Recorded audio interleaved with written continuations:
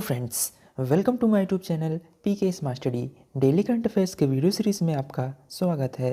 आज है 22 दिसंबर 2020 से करंट अफेयर्स के जितने भी इंपॉर्टेंट क्वेश्चन बनते हैं हम इस वीडियो में डिस्कस करेंगे। चलिए वीडियो स्टार्ट करते हैं। आज का पहला इंपॉर्टेंट क्वेश्चन है, जर्मनी के कोलोन में आयोजित कोलोन विश्व कप में भारतीय मुक्केबाजों ने शानदार प्रदर्शन करते 3 गोल्ड मेडल समेत निम्न में से कितने मेडल अपने नाम किए? इसका सही answer option number B, 9 medals. Germany के कोलोन में आयोजित कोलोन विश्व कप में भारतीय मुक्केबाजों ने शानदार प्रदर्शन करते हुए 9 मेडल अपने नाम किए, जिसमें 3 गोल्ड, 2 सिल्वर और 4 ब्रॉन्ज मेडल शामिल है। एशियाई खेलों के चैंपियन और विश्व चैंपियनशिप के रजत पदक विजेता पंगाल ने इस टूर्नामेंट में गोल्ड मेडल अपने नाम किया, जबकि मनीषा मौन और विश्व चैंपियनशिप की ब्रॉन्ज मेडल विजेता सिमरनजीत कौर ने भी शानदार प्रदर्शन करते हुए गोल्ड मेडल अपने नाम किए। भारत की तरफ से 5 महिला और 8 पुरुष भारतीय मुक्केबाजों ने इटली में मजबूत तैयारी करने के बाद कोलोन बॉक्सिंग विश्व कप में भाग लिया था। चलिए आपको जर्मनी के बारे में बातें हैं। जर्मनी की कैपिटल है बर्लिन, प्रेसिडेंट है Frank Walter, chancellor Angela Merkel जो कि आपको इमेज में दिखाई दे रही हैं। Currency euro, national day 3 October, national game है football, bird black eagle, flower है कैनी, पार्लियामेंट नेम है बुंडेसटैग जो कि लोअर हाउस, बुंडेसराट जो कि अपर हाउस। चलिए आपको मैप में दिखाते हैं, ये मैप में जर्मनी।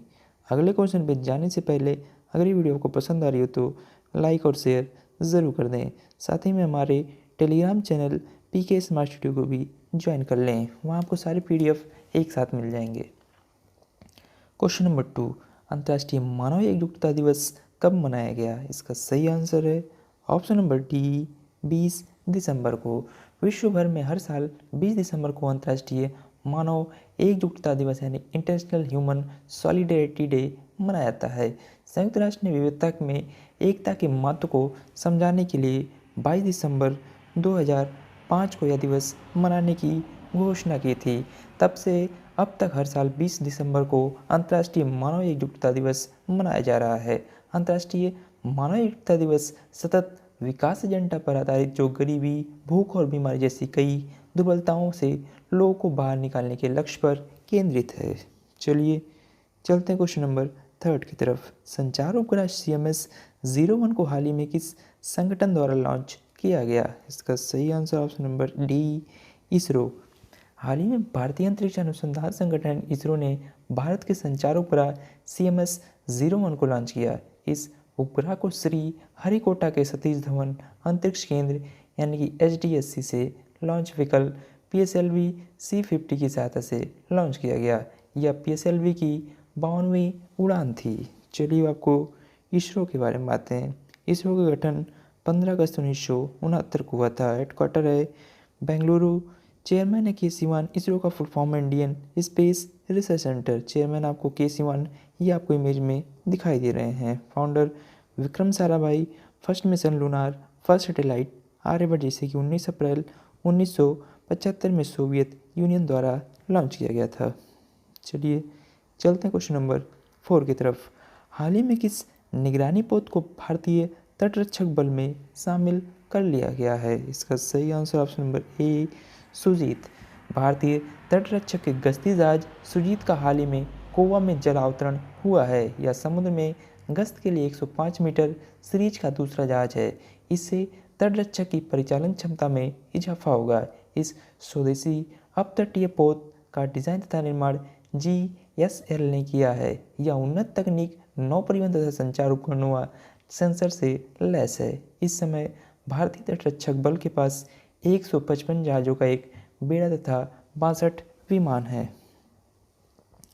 चलते हैं क्वेश्चन नंबर 5 की तरफ। अमेरिकी स्पेस फोर्स ने हाल ही में अपने जवानों को नया नाम क्या दिया है? इसका सही आंसर ऑप्शन नंबर ए, गार्जियंस। अमेरिकी स्पेस फोर्स ने हाल ही में अपने जवानों का नया नाम दिया है। स्पेस फोर्स ने कहा है कि उसके जवान अब गार्जियंस के नाम से जाने जाएंगे। अमेरिका के में लगभग 2 साल पहले इस फोर्स के गठन की घोषणा किया गया था। यह फोर्स अमेरिका के 6ठे सशस्त्र बल के रूप में सामने आया है। इससे जुड़े जवान वास्तविक रूप से अंतरिक्ष में तैनात नहीं होते बल्कि अमेरिकी उपग्रहों की सुरक्षा के लिए काम करते हैं। इसका उद्देश्य अंतरिक्ष में प्रतिद्वंदी देशों के साथ मुकाबला करने के लिए होता है। यह एक प्रकार की अंतरिक्ष सेना है। चलिए चलते हैं क्वेश्चन नंबर 6 की तरफ। किस देश ने प्रतिस्पर्धी खेल के रूप में योगासन को आधिकारिक मान्यता प्रदान की है? इसका सही आंसर ऑप्शन नंबर बी, अपना देश इंडिया।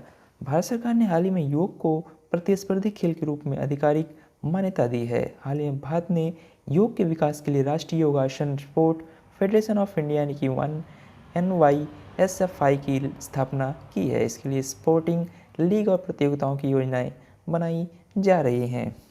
चलिए चलते हैं क्वेश्चन नंबर 7 की तरफ। ग्रेट एस्ट्रोनॉमिकल कंजक्शन जैसे हाल ही में खबरों में देखा गया किन दो ग्रहों की निकटता है? इसका सही answer option number D, Jupiter and Saturn यानी कि Brihaspati and Shani.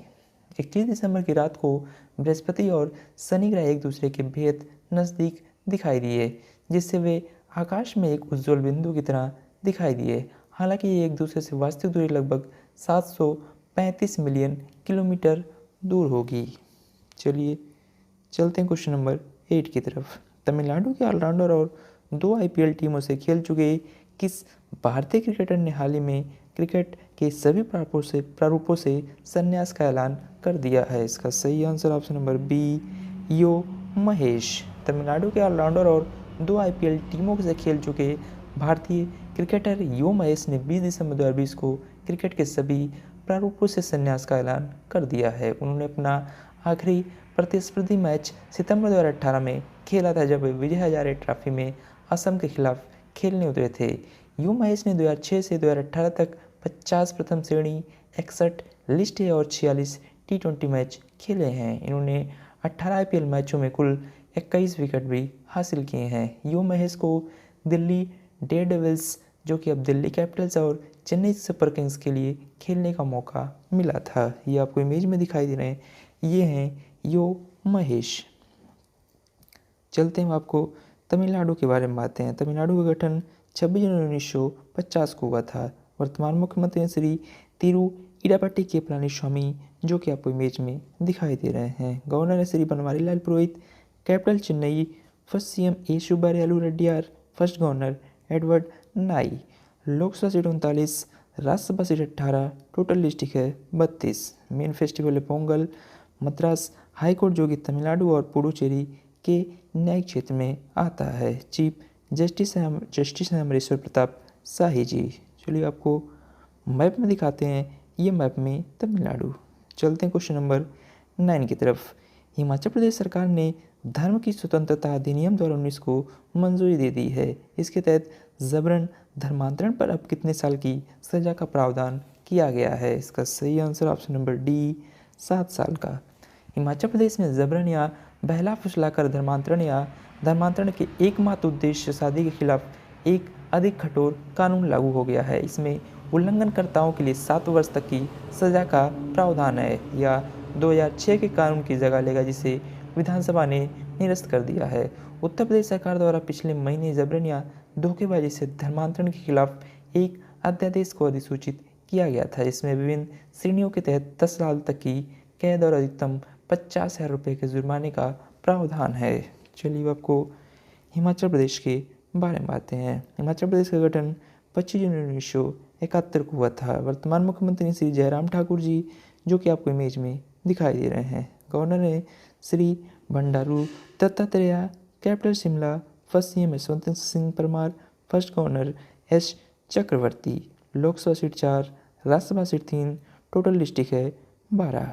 Himachal Pradesh high court Himachal Pradesh के हाई कोर्ट के अंतर्गत आता है। चीफ जस्टिस हैं लिंगप्पा नारायण स्वामी जी। चलिए आपको मैप में दिखाते हैं, ये मैप में हिमाचल प्रदेश। चलते हैं क्वेश्चन नंबर 10 की तरफ। रक्षा मंत्री राजनाथ सिंह ने किस शहर में भारत की पहली उन्नत हाइपरसोनिक विंड टनल यानी कि HWT परीक्षण सुविधा का उद्घाटन किया है? इसका सही आंसर है ऑप्शन नंबर सी, हैदराबाद। रक्षा मंत्री राजनाथ सिंह ने हैदराबाद में भारत की पहली उन्नत हाइपरसोनिक विंड टनल यानी कि HWT परीक्षण सुविधा का उद्घाटन किया है। अमेरिका और रूस के बाद भारत ऐसी पहचान सुविधा की शुरुआत करने वाला दुनिया का तीसरा देश बन गया है। यह रक्षा मंत्रालय की विज्ञप्ति के मुताबिक HWT में व्यापक स्पेक्ट्रम पर हाइपरसोनिक प्रवाह को अनुकरण करने की क्षमता है और यह भविष्य में एरोस्पेस एवं रक्षा प्रणाली के क्षेत्र में अहम भूमिका अदा करेगी। चलिए चलते क्वेश्चन नंबर 11 की तरफ। मंत्रालय ने हरियाणा में होने वाले खेलो इंडिया यूथ गेम्स 2021 में कितने देशज यानी कि स्वदेशी खेलों को शामिल करने की मंजूरी दी है? इसका सही आंसर ऑप्शन नंबर सी 4। मंत्रालय ने हरियाणा में होने वाले खेलो इंडिया यूथ गेम्स 2021 में गटका और कलारी पयट सहित 4 देशज यानी कि स्वदेशी खेलों को शामिल करने की मंजूरी दे दी है। इसमें शामिल किए गए 2 अन्य खेल मलखंग और थांगता है। इस फैसले के बारे में खेल मंत्री किरण रिजिजू ने कहा कि भारत में स्वदेशी खेलों की समृद्ध विरासत है और खेल मंत्रालय की प्राथमिकता इन खेलों को संरक्षित, बढ़ावा और लोकप्रिय बनाने की है। खेलो इंडिया यूथ गेम्स की शुरुआत साल 2018 में खेलो इंडिया स्कूल गेम्स के रूप में हुई थी और इसका आयोजन साल में एक बार जनवरी या फरवरी में किया जाता है और यह नेशनल लेवल का ग्रास रूट गेम्स है। चलिए आपको हरियाणा के बारे में बात करें। हरियाणा का गठन 1 नवंबर 1966 को हुआ था। वर्तमान मुख्यमंत्री श्री मनोहर लाल खट्टर जी, जो कि आपको इमेज में दिखाई दे रहे हैं। बात करें गवर्नर की तो Shri Satyadev Narayan Arya ji. Capital Chandigarh. First CM Bhagwat Dayal Sharma. First governor Dharma Vira ji. Lok Sabha seat 10, Rajya Sabha seat 5, total district है 21। बात करें हरियाणा का हाईकोर्ट पंजाब एंड हरियाणा को हाईकोर्ट के अंतर्गत आता है। चीफ जस्टिस हैं रविशंकर झा जी। चलिए आपको मैप में दिखाते हैं। ये मैप में हरियाणा। चलते हैं आज के लास्ट क्वेश्चन नंबर 12 की तरफ। इसरो का पहला प्रक्षेपण यान कौन सा है जो केवल निजी उपग्रहों को ले जाएगा? इसका सही आंसर है option number D PSLV C-51। भारतीय अंतरिक्ष अनुसंधान संगठन इसरो PSLV C-51 की सहायता से निजी उपग्रहों को लॉन्च करेगा। इस मिशन में पिक्सेल इंडिया नामक स्टार्टअप द्वारा पूरी तरह से बनाया गया एक पृथ्वी अवलोकन उपग्रह यानी कि आनंद लॉन्च किया जाएगा। इस मिशन में इंडिया स्पेस किड्स इंडिया द्वारा निर्मित सतीश सैट और विश्वविद्यालयों के संघ द्वारा निर्मित यूनिट सैट भी लॉन्च किया जाएगा।